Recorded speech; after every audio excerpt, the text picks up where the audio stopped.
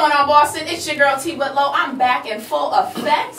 As I promised you, I told you I'd have Mr. Dillan. So we're going to continue on with that interview. Now, do you remember where you were?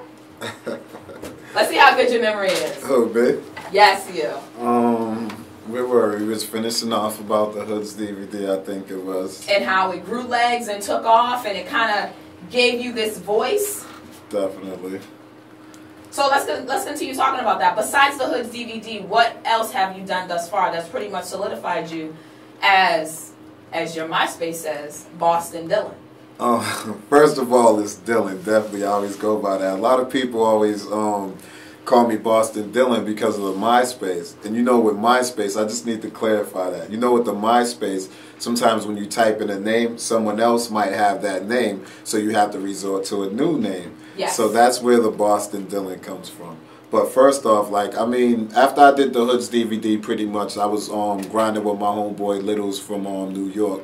He basically was managing Mobb Deep at one point, and he also was helping Nas out at one point. So he's a like close friend of mine, and he basically like, you know, walked me through certain things to do at the time, because he was in the DVD game. Like a lot of DVDs you seen came out was through his company. So what I did was started my own company down the line and figured that I want to basically direct movies, and I figured I should just do a documentary based on my city. And that was my first introduction. And this is a solo project that you did, and this is called Dillan Presents Boston's Untold Stories. Now, on top of you getting it motivated and encouraged to decide to do your own production for your movie, you also have a secret talent. Why don't you let the people out there know what that is? Don't be shy. Don't be shy. This is you. Don't be scared to promote yourself. I'm actually trying to be behind the cameras a lot. I direct and I do write my own scripts and everything. But That's serious. I actually dabbled in school for it, you know, a few different times, a few different schools. But it's a passion of mine. Like as far as rap's always been a passion of mine. And when you hear my music, you should be able to tell that. But like the more filming I do, I'm starting to develop a total different passion for that. Like, if you check out Boston's Untold Stories, I put a lot of time and effort in that, but like the next project, expect it to be completely different. As much as I get positive feedback from it, expect the next project to be like a movie. That is awesome. Now, with you being, I lost my train. I didn't lose my train of thought, but I'm excited to be here. Me so too. Don't blame me, okay? Okay, we're both laughing and grinning like hyenas up in here. Because this is a long time coming. It really is. And I'm glad to have you and your sidekick, Tom Cruise, in the building. Seriously. So what we're going to do is, we're actually going to be giving away one of Dillan's DVDs. Boston's Untold Stories. And on the back is actually his card. I love the marketing behind this man. Dillan CEO/artist. You're not only a client, you're also the president. Definitely. So I love that as well. I wouldn't have it no other way. Right? We wouldn't have it any other way. So what call? Are we going to do caller number 1 for this giveaway? Or how about we just wait till the end? I think we should probably wait till the end. I don't want to interfere with our interview. So we'll probably wait till a little later and give away the DVD and go from there. But why don't you, I want you to talk about what makes you stand out as a rapper. Because we got 1,001 million different rappers. Everyone wants to be a rapper. Everybody wants to be a model. Everybody wants to be a cameraman. Everybody wants to be something. But at the end of the day, there's only so many of us that actually get filtered through and make it. I think what makes me stand out is my passion and my drive. And at the end of the day, it's like I work hard for what I want the public to see. You know what I'm saying?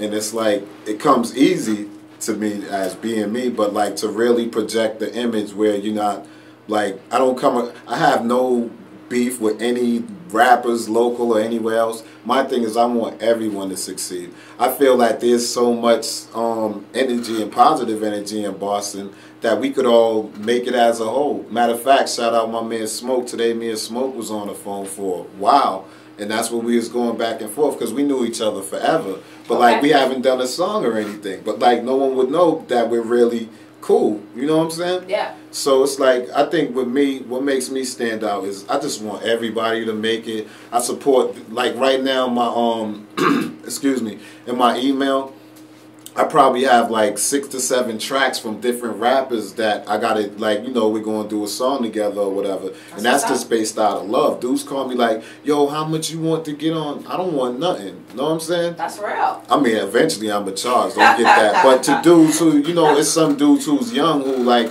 I'm not going to tell them something to make them go out to do something to get it. Nah, long as you good. That's what I like to say. Long as you good. So I think my own personality and just, you know, my drive is what makes me stand out, because I don't have to really tell you. You ask me, that's why I'm breaking it down. But other than that, you'll see it all the time without me speaking of it. Now, the song that we actually played before we got into this interview, and the song that was played before we started the interview originally was both by Dillan. So that was giving you a little taste, and more than likely we'll actually end our interview with another song by Dillan. We're going to get him in our rotation up in here at Touch to let you know. We support local rappers all day, every day, especially when they're good. We got to stress that, especially when they're good. No disrespect to anybody, but just keeping it real 100. Now, you fund all your projects, which is completely out of the norm for a lot of artists.